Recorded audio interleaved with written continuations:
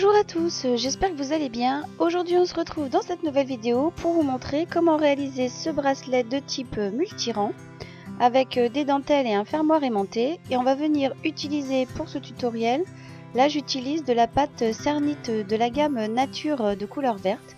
Comme vous pouvez le voir, il y a plein de petits points noirs. Ça ressemble un petit peu à de la poudre à embosser de couleur noire. Il y a plein de petits effets comme ça dans la gamme Nature.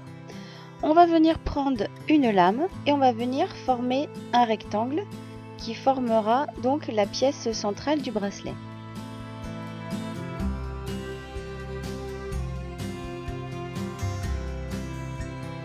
Dans ce tutoriel, je vais venir aussi utiliser les sérigraphies de chez Sculpey. Je vous avais déjà fait un tutoriel dessus sur ma chaîne. Donc tout simplement, je vais venir utiliser la sérigraphie avec de la peinture acrylique couleur or. Car je trouve que le vert et le or se marient bien. Donc au niveau de la sérigraphie, je vais venir utiliser la tête de l'oiseau. Donc je viens déposer tout simplement la sérigraphie sur ma pâte. Et à l'aide de mon doigt, je viens déposer un tout petit peu de peinture couleur or. Pour pouvoir sérigraphier le motif sur ma pâte. Je vais venir déposer le morceau de pâte sur une canette de soda vide qui va me servir de support. Donc vous le mettez dans le sens du bracelet, tout simplement de votre poignet. La canette vous sert de support. Donc vous déposez bien votre pièce dans le sens du bracelet, dans le sens de votre poignet.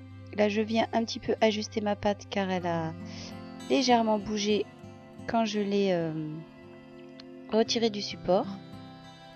Et je vais venir poser deux œillets de chaque côté de la pièce qui me permettront par la suite de pouvoir y passer les rubans.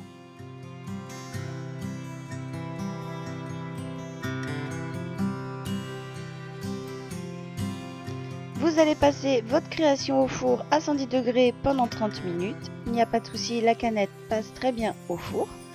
Et on va venir à présent faire le montage du bracelet avec différents rubans. Donc pour ce tutoriel, j'ai utilisé tout simplement de la dentelle. Vous avez le fermoir aimanté. Je viens utiliser aussi un ruban bleu ciel à pois blanc. Et un ruban argenté pour pouvoir faire ressortir les couleurs de ma pièce.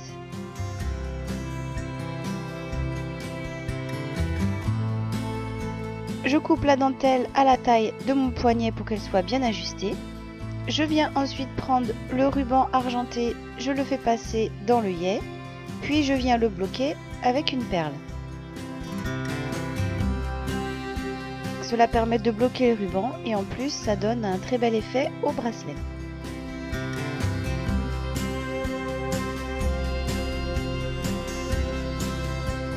Donc je fais la même étape de l'autre côté du bracelet, je passe tout simplement le ruban dans le trou là où il y a l'œillet et je viens bloquer mon ruban avec une perle.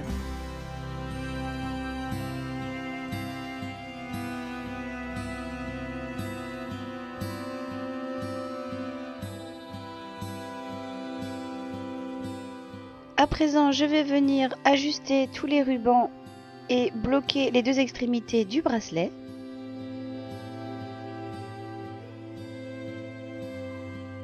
Pour ceci, je vais redécouper un petit morceau de ruban que je vais venir coller tout simplement à l'extrémité avec un petit peu de colle à tissu. Donc je viens coller tous mes rubans entre eux.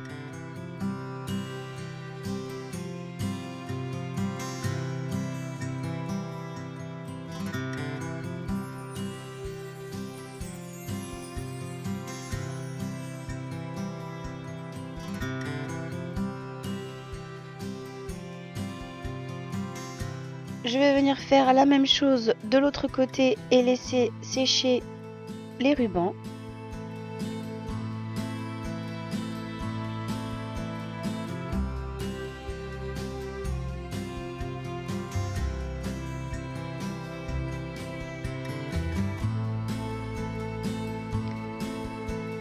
Je vais reprendre un petit un petit morceau de colle et je vais encoller le fermoir ainsi que le ruban à pois que je viens plier pour pouvoir le bloquer et l'insérer à l'intérieur du fermoir.